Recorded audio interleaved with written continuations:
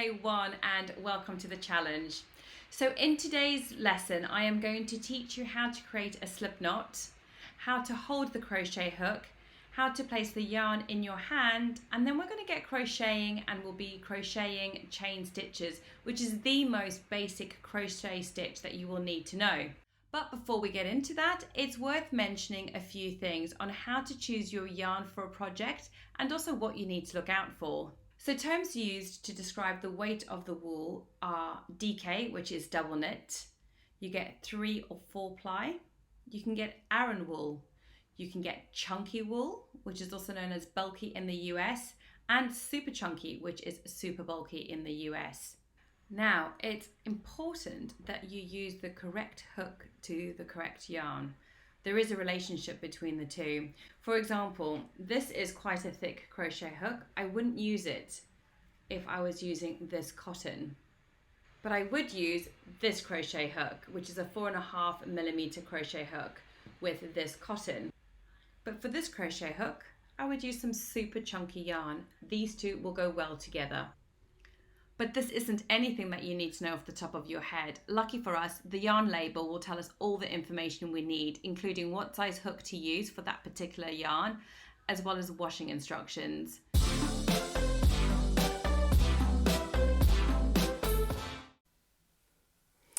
So here are some examples of different types of wool fibers and weights. This is a 100% pure wool and it's a double knit wool. This lovely mustard wool is a super chunky wool and you can see how much thicker it is to the one that I've just shown you. And here we have some cotton, thinner, but you can also see its texture is different compared to the wool. Here's some t-shirt yarn and some acrylic super chunky yarn. Now this is a lovely super chunky yarn. It's 100% pure wool and you can see it's just one strand rather than lots of thinner twisted strands together, known as the ply. So you can see what I mean if I hold these two yarns side by side. And lastly, another super chunky yarn by Paintbox, and you can see it's quite thick, but if you untwist it, it has quite a few plies twisted together. So as you can see, wool comes in so many different textures, fibers and weights. There is a lot to choose from. So let's chat about the label. If you turn your ball around, you will see that the label holds quite a lot of information on the yarn. In fact, it's everything that you need to know about the yarn that you have just bought. You can see here that we have information on how to care for our wool. It's machine washable, do not tumble dry, do not iron, dry cleanable, and do not bleach. On the left, you also have information on what size hook or knitting needle to use, which is so helpful if you're a beginner and you've got no idea where to start. And then we have a tension square diagram. This tension square is really helpful for you if, for example, you wanted to knit a scarf. Now, I am going to be talking about knitting here, so do bear with me. The label will inform you how many stitches you would need to cast on to knit a width that is 10 centimeters wide and how many rows you need to knit until it measures 10 centimeters in height. This is called our tension square. Anything longer or shorter, you do the math from there. So as you can see, for example, here we need 9 stitches cast on, and if you knit 12 rows, your square would measure 10 by 10 centimeters.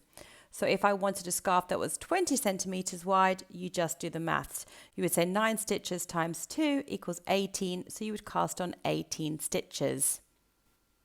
For crochet, it doesn't always work exactly like the diagram, but it's useful to at least know this. You will need to do your own tension square, which is what we call a swatch. I wouldn't get too hung up about it now, but it's just useful for you to know this for the future. And lastly, the label will also tell you about the composition of the fiber.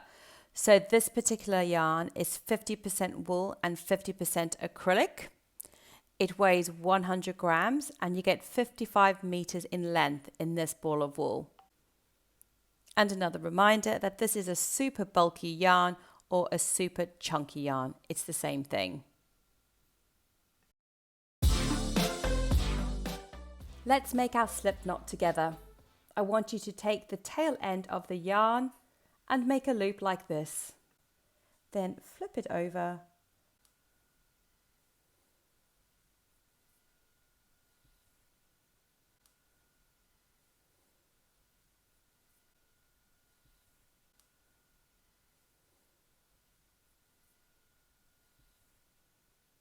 Hold the hook like you would hold a pen or however it feels comfortable. I'd rather you focus more on holding the yarn as close to how I'm holding it as possible and just hold the hook however it feels comfortable. Here's my tail end. I'm just going to place it under my fingers. Now take the yarn so it's over your ring finger and your middle finger. Then bring your right hand forward so that the yarn is wrapping your index finger now. Now for the test, your thumb and middle finger should be able to hold the knot, and you should be able to let go of the hook with your right hand and still be able to hold it in your left hand. This here is what creates our tension. So if you make it really loose, then you can easily pull it tight with your right hand by pulling that yarn under your left hand, the yarn that's attached to the ball of wool. Pull, pull, pull, and you can see now how my tension tightens. So anytime that this yarn gets loose, you just need to pull it tight by pulling that yarn that's attached to the ball. With your right hand, hold your crochet hook straight like I'm holding here, and move your hand in front of the tension yarn. Then lift your hook up and catch the yarn in the mouth of the hook. Do this slowly. This is your yarn over.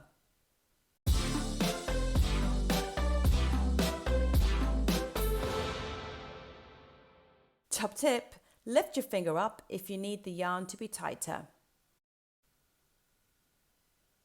Keep your finger and thumb on the slip knot and slide it to the left and over the yarn over.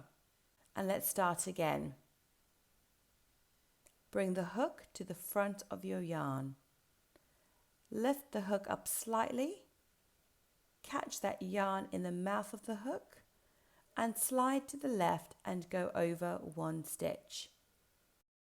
Yarn over, slide to the left and go over one stitch. Now at some stage you may want to move your finger and thumb up to the base of the stitch on your hook. This gives you much more control of your crochet and makes it much easier to hold and keep chaining. Let's do it together again. So yarn over, slide to the left and go over one stitch.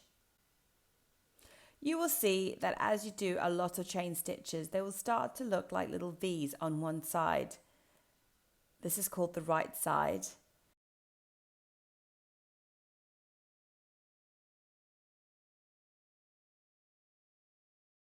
And this is the wrong side.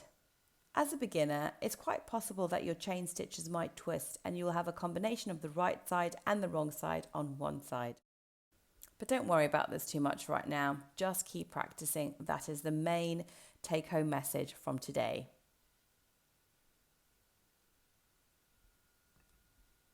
So that's all we're going to do today. If you can continue practicing creating those slip knots and doing those chain stitches, that will really help you for tomorrow's lesson.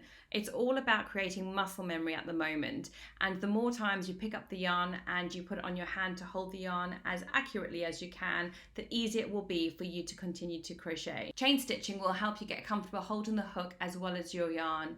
And it's all about creating that muscle memory, which will really help you in tomorrow's lesson. Remember, this is meant to be fun though. So if you find a nifty way to hold your crochet hook and to hold your yarn, go with it. It's really absolutely fine. These are just ways that are suggested that are helpful in order to create good tension and speedier crochet. But really there are so many different ways of crocheting. So you pick what works best for you and keep practicing.